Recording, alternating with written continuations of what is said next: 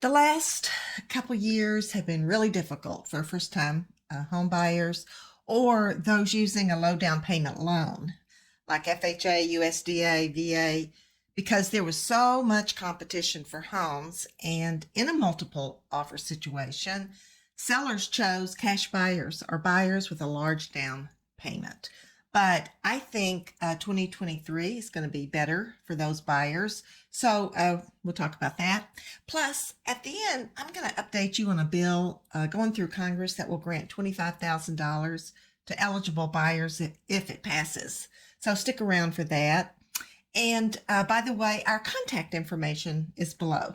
And if you find this helpful, consider subscribing. We do a new video every week.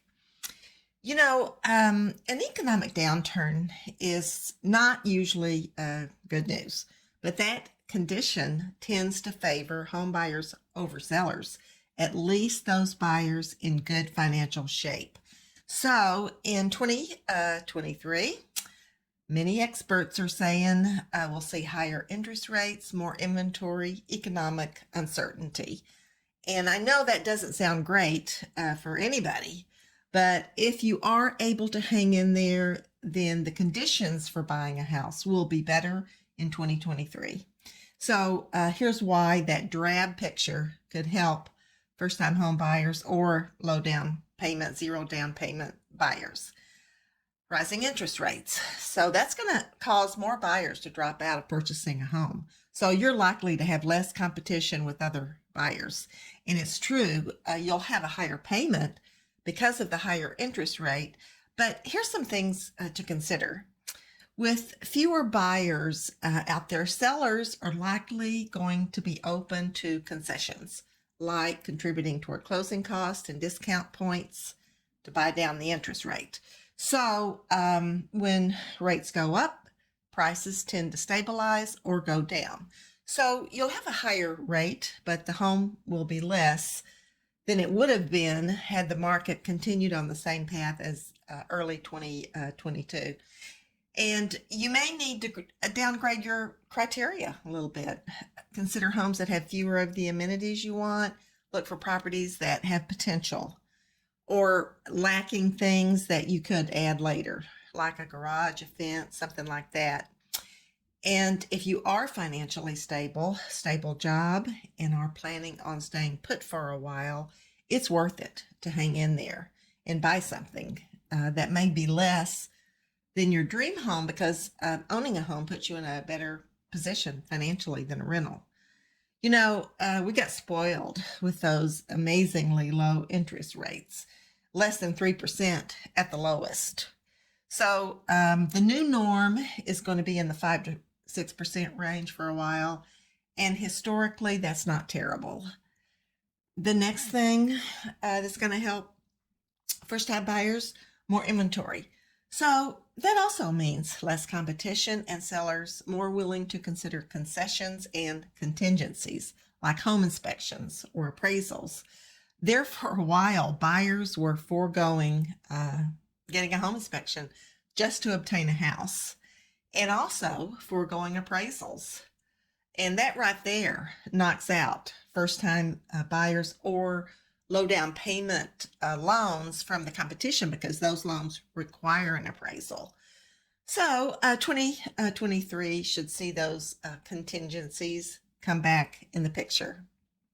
Another thing, even though buyers have slowed down building, they still have inventory and are offering concessions. So concessions like help toward a closing costs or adding amenities that weren't previously offered. So new construction should be a more accessible option in 2023. And then last thing, economic uncertainty. That's also going to cause those buyers that are less certain about their financial situation to drop out of buying a house. And that's a good move on their part. If your job is not secure, then it's probably not a good idea to buy a house. But for those in a position to buy a home, then you should have a better time of it in 2023.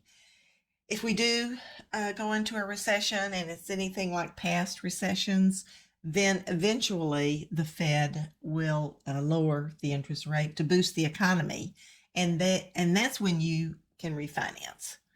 So economic uncertainty tends to favor buyers, at least those that are financially secure and able to buy. The first-time home buyer program I mentioned at the beginning is the Down Payment Toward Equity Act, and it's pending passage. If it passes, then the buyer could receive a grant of $25,000 cash to use toward closing costs or a down payment.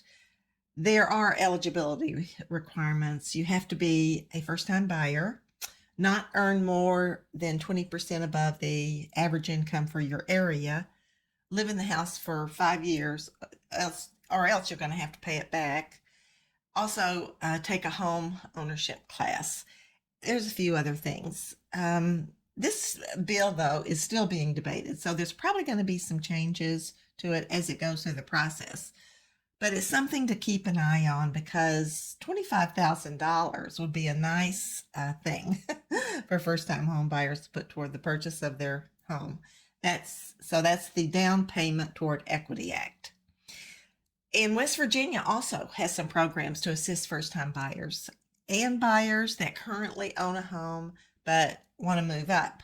So you can check out those programs at the West Virginia Housing Development Fund website, wvhdf.com.